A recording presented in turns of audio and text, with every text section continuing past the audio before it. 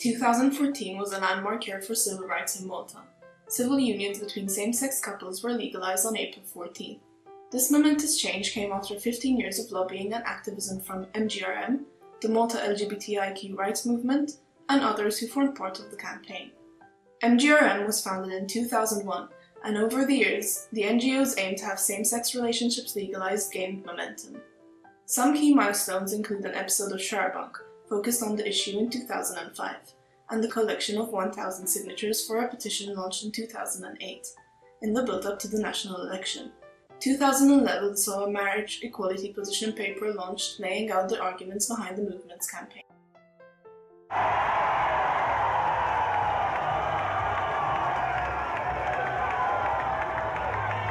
Civil Liberties Minister Elena Dalli explains why the Civil Unions Bill was recognized as a priority, both for the government and for herself personally. Well, first of all, this was an electoral promise, but I really believe that every human being should have his or her rights, relevant whether he or she was born heterosexual, gay, transgender. So by legislating in favor of civil unions, I think it was an important step towards equalizing society, and that minority which had hitherto been ignored and not given the rights which everybody else has. So we made that step. It's a small step. There were more steps which follow, and there are more things which we have to do. Well, it was a process, and although in the beginning there was a majority of the Maltese population which I wouldn't say was against, but I would say was not understanding exactly what we were doing, so we needed to speak more, to explain more, to educate in order to change attitudes, in order to change mindsets, in order to change culture, and that's not easy to do. So maybe that was the hardest part, in the sense that if you have a majority in parliament, you can pass a law, but it is much harder to change people's attitudes towards what you are doing. And in fact, surveys before the law showed that the majority of people were against the civil union, but a year on we saw that being reversed, and people could understand more what we were doing. The sky didn't fall, and people continued living their lives, and nothing was taken away from people who were used to enjoying their rights because they always had them. And people started understanding that, hey, we should have an equal society, and every person should have his and her rights. Initially, there was resistance to the idea, which called for more public dialogue to educate and empower the electorate. The sky may not have fallen, but for the roughly 150 couples who celebrated or had their unions recognized, the new legislation was about so much more than a change in policy. It was an important step in their relationships, one that is tied closely with the evolution of the LGBTIQ community. Some couples recount their stories from the very beginning. Since 2006, that's 10 years now. Married since 2012. Yeah. That's 4 years now. Well, we've been almost 6 years now. We met at a friend's dinner. We were both invited. We didn't know each other. I mean, I knew Gabi from the television, but I hadn't met her. And we were invited by a common friends. And we had our first argument. And then I stalked her on Facebook, so... Of course, some recollections are clearer than others. 7 years in December. We met online. You can cut already, right? Għazax toqgħod ġani? Don't do that, how embarrassing. That's cute, that's sweet. No, not cute. We met on a website online. She sent me a note and I didn't see the note. No, because you on her profile she had Düsseldorf, Malta, and I told her, where is Düsseldorf in Malta? I only saw her message about 2 months later. No, you saw my message and replied, and then I never went again on that website. Yes, and then I came to look for you on Facebook. I found her. I sent her a message, and then she eventually replied. Quite long, 24 years, almost 25 years actually. We met in Amsterdam. I'm originally from the Netherlands, and Charles was on holiday. We met in a club. It was after midnight. It was one of those You nights. have to say that. Well, anyway, that's where we met, right? The new legislation opened the door to new possibilities. We actually discussed We had discussed it before. getting married before. After the bill obviously passed, and maybe a bit before, when we were thinking that it might pass. Even before. And then you proposed. I proposed. We were at where were we? We were at Golden Bay. On Golden Bay. We were at Riviera Martinique, and she organized like our closest friends to be there. And it was summer, and no one was swimming, and I just went swimming. And then I was like, oh no, let's not swim, ole, we stay here. So we ended up her swimming. Everyone else waiting for her to come up So out she of could- the water so that the proposal could go ahead. And Bonnie, our dog, She came. delivered the ring. The ring. And she had a little T-shirt on, a pink T-shirt saying, "Look, mommy, what I found." And then And I was still with my towel, all wet. and then obviously But it was I very proposed, and she accepted. I proposed. Because I told him to. And we were in Gozo for a weekend. I had bought a watch, and I gave him the watch, and I proposed. It was a Very nice moment. I asked her to get married. I had been thinking about it for quite a long time, and but I wasn't sure how I was going to propose. Basically, I remember I was working on this exhibition, which gave me a lot of hassle, and Gabby came to help me, although she's not an artist, and we were working very, very late at St. James.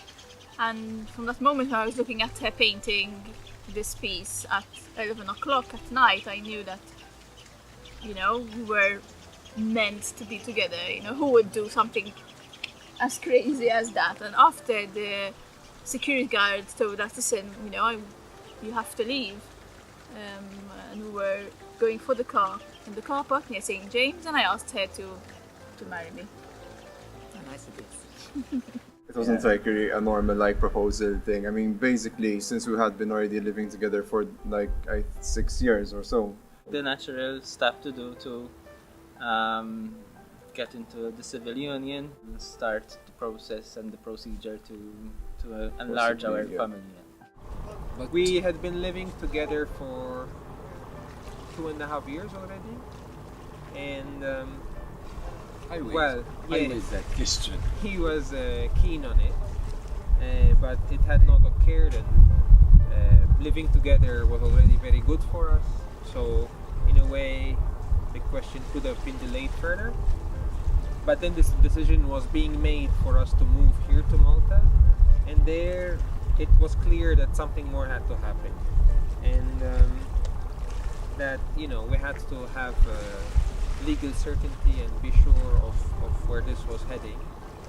So I proposed, and we got married literally 2 days before we left Belgium to come to Malta. Reactions to the news were mostly positive. They were very happy, because again, we've been together for a long time, so everybody was quite happy that we could make it official as well. My brother was very happy for me because he likes Gabby a lot, and thinks I made a good decision. So he was very happy. And Gabby's family, they were very, very happy as well. Her mother poked a bit of fun at us. Yes, my mother's been married for a very long time, so she's a bit sarcastic about it. You could have gotten away with, you had the best reason ever not to get married, and you chose to do it anyway. So she's actually very happy for us. My family took it very similar to what just like our friends, so they were very happy, especially my siblings. My mother needed a little bit more time to digest it, but then she was okay, but nothing too negative or too, she wasn't sulking or anything else. No. My parents struggled a bit more with the news. They weren't very happy about it in the beginning, and it took many months of convincing and letting them just absorb it and slowly come to terms with it. Then they were fine, and now they're super happy about it, as if nothing really happened. Yes, yes. Now it's perfectly normal. Before 2014, gay couples would have to immigrate to have their unions fully recognized. Back then, 2012, there was nothing which officially recognized gay couples together. After Neil's research, we saw that there was marriage offered full marriage offered in Portugal and in New York as well. But we chose Portugal for the easy way out in a way, because we had friends there helping us with documentation. It was easily reachable, and it still offered the full package. Mm-hmm. Because we insisted that we did not want a civil union, we wanted marriage. The day itself was in Portugal at the marriage registry. We had a couple of friends with us who were also our interpreters and helped us with the process. But Portuguese friends. So Portuguese friends. We didn't have anyone else with us, no friends, no family. So in that respect, it was quite a lonely experience. We're still very excited, however, and nervous. And then to make up for that, the absence of everyone else, 2 weeks later, when we came back down, we had a very big party where we invited our friends and family, and it was a very big, nice celebration with a serious moment in the beginning where we had our best men and best women making nice speeches and ourselves about the relationship, and then we had a nice party where we just let go and celebrated the moment. It was really fun. Wildly. Married abroad, I asked Gabby to marry me before the civil union was, and to be quite honest, I was very skeptical on how long the whole process was going to be, and I always wanted to get married. One of the dreams that I had was to get married in New York, and we managed after quite a bit of... Yes, I think for both of us, getting married was important rather than a civil union, because, it's, for me at least, it was important to be able to say she's my wife, not my civil partner or my life partner, she's my wife. Once the bill passed in Malta, the option became available locally, which was preferable for a number of reasons. We did consider going abroad. We did.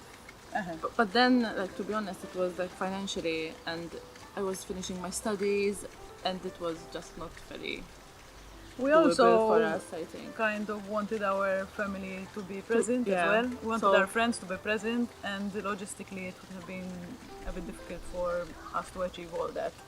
So wanted to make it in a place where everyone could just participate alongside us. A civil union in Malta. It was very nice actually. We invited close friends and a few clients of ours, and it was like a party. Everyone knows where they were on April 14, 2014. We were there bang in the middle of the square amongst other people. I think it was one of the moments which I would never ever forget, because for me it felt like total recognition that you're placed on the same playing field, having the same equal rights, and you're just at par with everyone else in society. So it meant a huge deal for us. We're in the square celebrating. We were in the square, yes, shouting with the rest. Obviously very happy that because in the old days, when we met, we never thought that this thing could happen. So obviously when it happened, we were there and very happy that we can now get married at least and have some rights. Outside Parliament. Yeah, so St. George. Outside Parliament. Celebrating. Waiting for it to happen. The civil union legislation for us personally meant that the marriage we had contracted a few years before was finally legally recognized. So that meant that in Malta, in the eyes of the law, the state and everyone, we actually were married. So that did have quite a lot of personal significance. But I think there's much more significance for what it meant for the whole nation. Not only members of the community, but I think the whole nation took a leap towards human rights development and human rights acknowledgement, that finally a large section of the population is now recognized as having equal rights as the others. And that I think is massive. And it was also beautiful to see all those different people. Yes, the celebration on the day was families, was old nice. people, young people. That was beautiful. No, and we know that law is changing thousands of lives on a regular basis. And that's great, that's good to know. It's lovely. I was in Parliament actually, quite at the front. Of course, as the Minister's assistant at the time, I was there waiting for the moment very eagerly.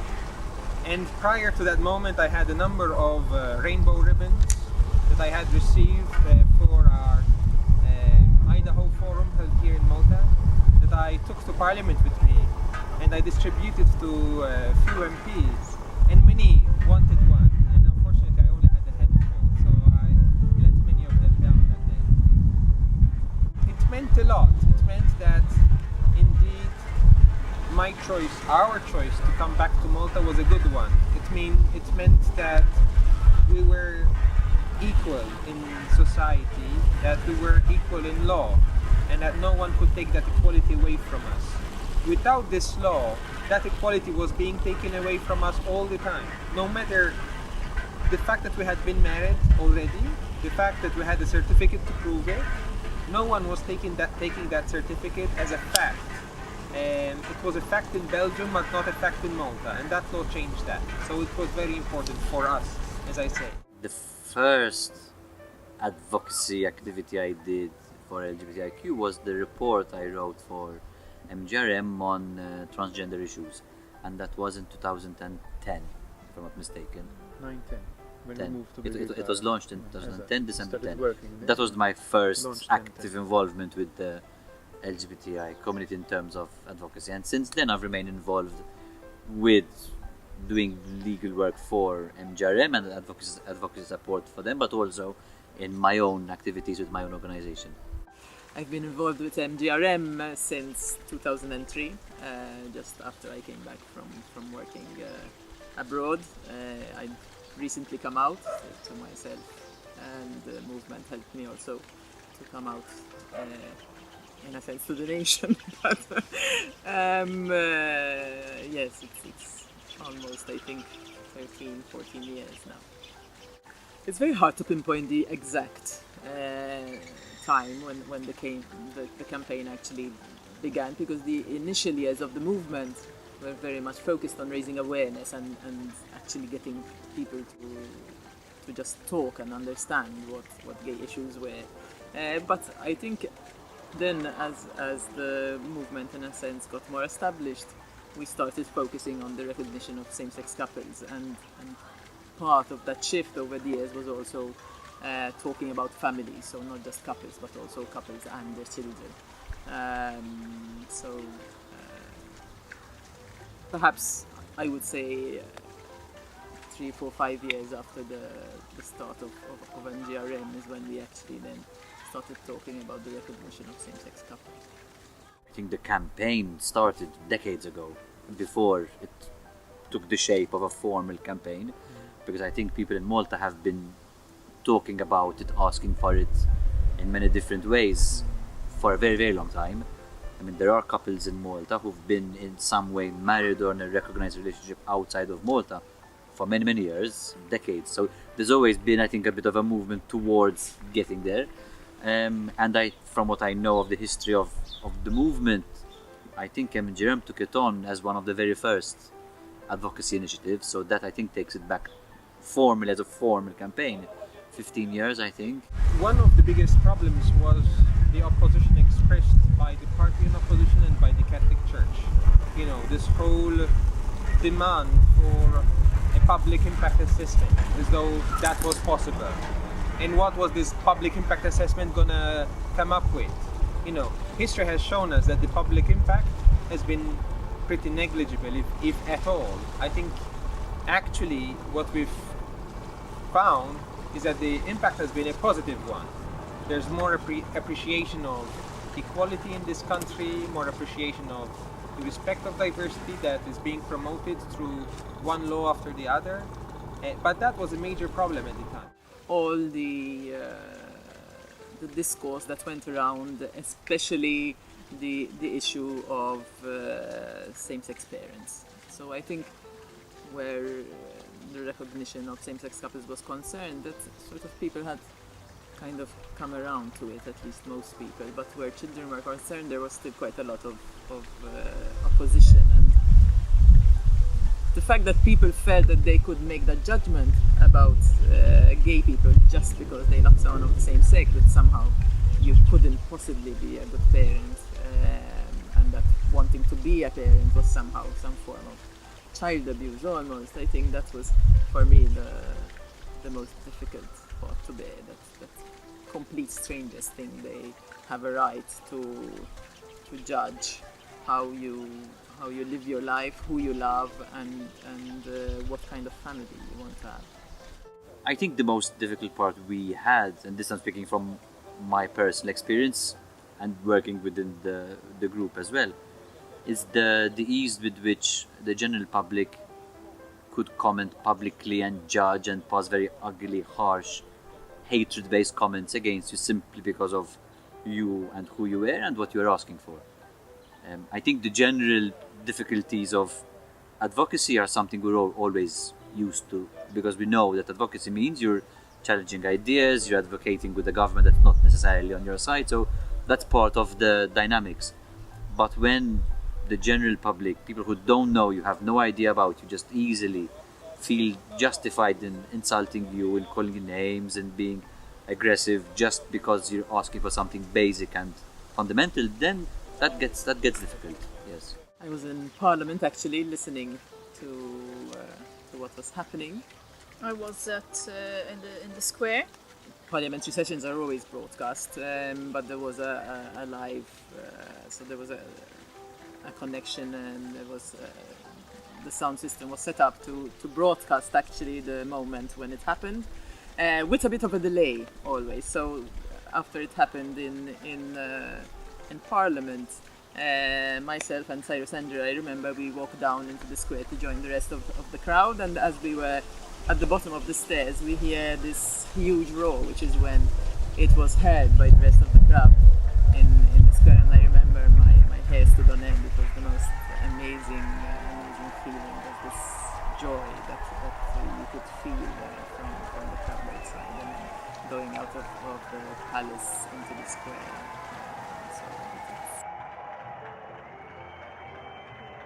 Quite an amazing evening actually. It was. Something I don't think I'll ever forget. So I think after our wedding day, I think that is one of the most, because I knew how hard Gabby worked all those years. They were a hard couple of months because, as Gabby said, some of the comments were quite horrible, that people would say certain things about you just because you're gay. It was quite serious, so that was a good achievement, I think. The enactment of the civil union brought about a sense of somehow acceptance within society. It was a huge step forward in terms of being recognized by government within a legal framework that also now included same-sex couples and the children. The recognition of the most important relationship in your life, I think, is very important. So, and I think it changed multi-society, because since then there's been so many now civil unions. So many different types of people have attended civil unions, so even maybe those who were a bit skeptical might have, I gone to a civil union, seen the couple together, so the whole process has changed society, I think. At the celebration itself on that night, I remember meeting some older LGBTI people who I'd never really seen being out in public before, and just because the law had been passed, they felt They could. safer and more accepted in a sense that allowed them to be who they were in public, which I think in itself is a very powerful message. And then the big day. Nothing really exaggerated. In fact, we've had a really small, very small, intimate wedding, so like with 50 people invited. But it was something which I am really happy we did. No, it was quite something. We did it in Mdina, at Mdina. It's like Mdina is one of our, I think it's a place like close to our heart as well, because we just live in Rabat, so basically we love Mdina a lot, so we thought might as well have it over there. And we got a special friend of ours, Mario. He's the spiritual kind of guy, so before the public registry came, he did like a little talk about what is love, and he related it to how a gay couple can relate to the love of God. And then we proceeded with the civil union part, and then we had a really nice like trip around Mdina with a vintage bus outside Mdina, and then we came back. We had the dinner, and basically that was it. That was really special. We got married in the commune in which we lived, which is like, if you will, the local council in Belgium, and that was at Uklo. We organized things quite simply, and we left our house, went to the commune driven by our friends, and there all the invitees were present waiting for us. They clapped to our entrance, and then we sat at the very front. There were the Maltese flag, the Belgian flag, there was a rainbow flag, all sorts of flags, and the celebrant took it onto himself to make people smile and laugh and at the same time celebrate this with us. So it was really a happy moment, and then we had a small reception with a very close friend. What was sad, we wait Siba's mother. She must arrive the day before, but Sadly, she lost the flight. yes. So she arrived halfway through the reception, but at least she made it. It passed very quickly. Yes. So if I had to look back, it was a very exciting moment. We were relatively calm considering what was happening. Very exciting. It was an extremely happy moment. And we had our wedding at home. So we didn't have a big number of people. We just wanted our closest friends and family. So it was relaxed because it was at home in our garden. And it was intimate. Closest friends were there, family were there. So and it was a very happy occasion. And memorable one as well. It passed in 5 minutes. The morning was a bit of a mad dash because Nadine decided she wanted a new dress, so we went shopping for her. I didn't decide if I wanted a new dress, but I mean, there's quite a long process. We're supposed to get married a year before, but I got sick and I had an operation, and I took quite long to recover, and my body changed, so my wedding dress didn't fit, and we were in New York, I mean, and there is a lot of different types of wedding dresses you could buy, so I took advantage of the situation. We went to Central Park, all decked out.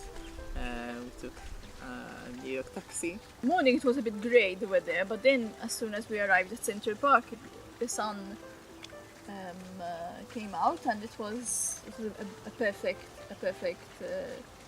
day. New York is not how sometimes we think that's because it's a big city, people are very in-person and so on, but obviously because we were dressed up in our wedding dresses, people were cheering on, so it was quite a beautiful atmosphere. It was a very intimate ceremony. We had vows which we wrote ourselves. Which mine I forgot, and I had to make them up as I go, because I got very excited and my flushed. We had some readings which we chose from beforehand, which the officiant integrated within the ceremony. It was a beautiful setting. We were next to a small lake, And although there were people all around us, we were so focused on each other. I think we were a little bit oblivious of what else was going on. It was really a memorable, I think, afternoon for us. There were so many things that happened before for us to get to that day, from the battles that Gabby went through, and my illness, and that it actually happened was a bit surreal. And it happened in New York, and I think one of the sweetest moments as well was there was this kid who was dressed up as Spider-Man, and he was circling, which made it quite surreal. And then after we got married, we went for a horse ride around the park, which was really, really beautiful, and we had a beautiful dinner as well in the evening. It was amazing. After some initial adjustment to their new realities, most couples agreed that life after getting married was fundamentally familiar. I always thought I wouldn't feel different, because for a long time, when you're in a relationship for such a long time, sort of you know that it's secure, and in a way you don't really need anybody's stamp of approval. But surprisingly, I think after it happened, it did feel different, because it does feel that it's sort of it's a little bit more official and recognized, and yes, it does feel different. Nothing really changed from our lifestyle, but as Ron said, once we did it, then it's like it tied everything together. Yes, you do feel different. Not so much that our lives changed in any way, because we were living together from before, so in a sense our routines didn't change, but I think more that a commitment, you know that although I knew, from that moment when Gabby was painting in St. James for me to what we had been through the previous year, now it's like she's part of, she's my family, so she has my back, I have her back, and it feels more real. Sometimes we're doing something, and I say, I can't believe that you're my wife here, or something we're still a bit geekish about the whole event. We had even conversations with friends about this. It felt different. Immediately after, it felt really different. We kept reminding each other that actually this happened. We actually went through a civil union. We got married. We got married. Oh, and every so often we would be driving, and one of us would say, "We got married," and we'd keep on reminding ourselves that the fact actually happened. I think because we have been living together for so many years, the practical things aren't very different. We still have the same routines. But somehow there's an element of comfort, safety, there's... It's like things fell into an element of worry was kind of removed as well for us. Yeah. So there's a feeling of calmness, which I think we both felt after the civil union. Yeah. Roderick's students do not bat an eye when he mentions his husband. I don't speak about my private life. Very barely and rarely. But at school, if I have to speak about Neil, people who know me know that Neil is my husband. So I refer to him as Neil. Otherwise, I simply refer to my husband. So sometimes, but there's no thought about it as my partner. But it's mainly my husband more than anything else. And people know me at school, so they don't ask. So there are no double takes, nothing. So it's comfortable. If someone had to ask, I'll simply tell them I'm married to a man, to Neil. First, I would say to Neil. I don't need to specify he's a man. I'm married to Neil. They come to junior college already knowing that I'm gay, I'm married, I'm an actor, I'm this and the other. So, and then sometimes they're a bit afraid as well, so they don't really ask personal questions or too personal. So I'm a bit strict to be on so much. Being open about his sexuality and marriage often made Roderick the first port of call for students struggling with their own difficulties with coming out. I was approached in the past a number of times with issues some students had, One of them at some point was also kicked from home. So, and she approached me to help her and I put her in contact with some people who could help her. And other people approached me and then they disclosed their orientation, their struggles. And again, every single time that happened, I don't feel myself too competent in handling coming out issues. So I always refer them to other counselors or people who can, from MGRM, who can handle them or help them properly with their issues. But then, as for a listening ear, yes, that I can offer and I have offered. The future looks bright for these couples who are looking forward to facing new challenges and reaching new goals. I'll probably go back to being a drag queen. Okay. I'll be doing your makeup, or I have to go back to being a drag queen too. No, I see ourselves still together. I mean, we spend a lot of time together. Probably it's a bit more time in Gozo, where it's a little less quiet. I think that's where I see us in the future. On a farm with plenty of animals. Yeah. And not retired, I guess 30 years. She's retired. Retired. Yeah, so just doing a lot of our hobbies. Well, you have a lot of hobbies and maybe traveling more. Yes. We have the energy. Enjoying life. Enjoying life. But definitely on a farm somewhere in Malta. Staying here locally. Hopefully by then we would have kids. And we'd be like sharing memories with them and basically I think hopefully like enjoy the fruits of our work and enjoy life more, like maybe relax and probably not fully retired, but yeah, exactly. The big question for me is where will we be? Will we be in an old people's home or will we be at home?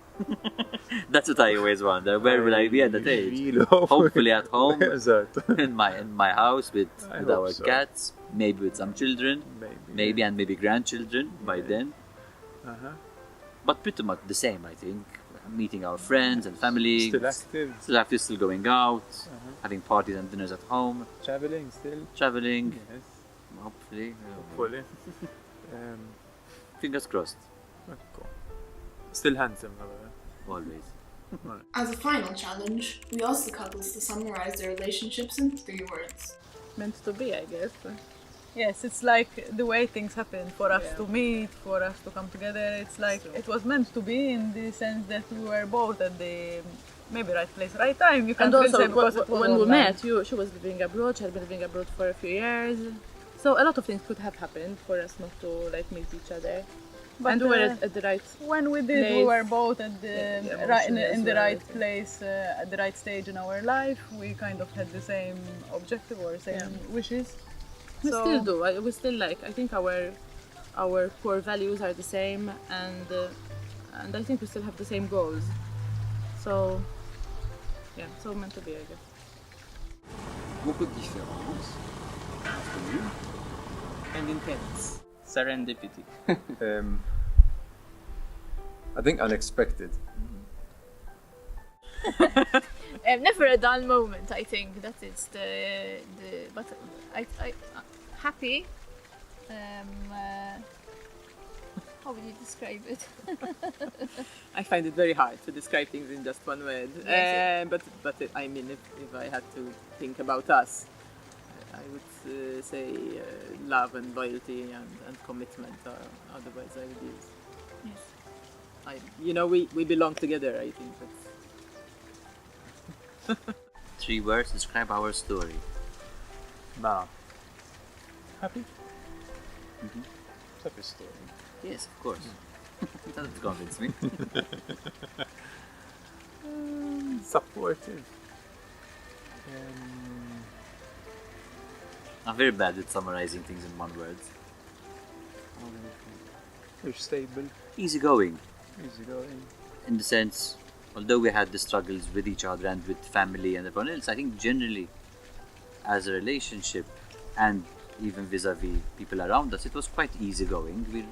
It's easy. That's how we get along with each other. It's a very easy, straightforward relationship, and that's how I think we deal with challenges, society, family, friends. It's easygoing. Yes. Yeah. It's a love affair. Yes, I have nothing else to add to that. In 2014, civil unions between same-sex couples became legal in Malta and did much to change the hearts and minds of Maltese society. It is important to celebrate the milestones that we have already reached and that have such a positive impact on individuals, relationships, and society's better understanding and acceptance of diversity. Our stories bear witness to that journey.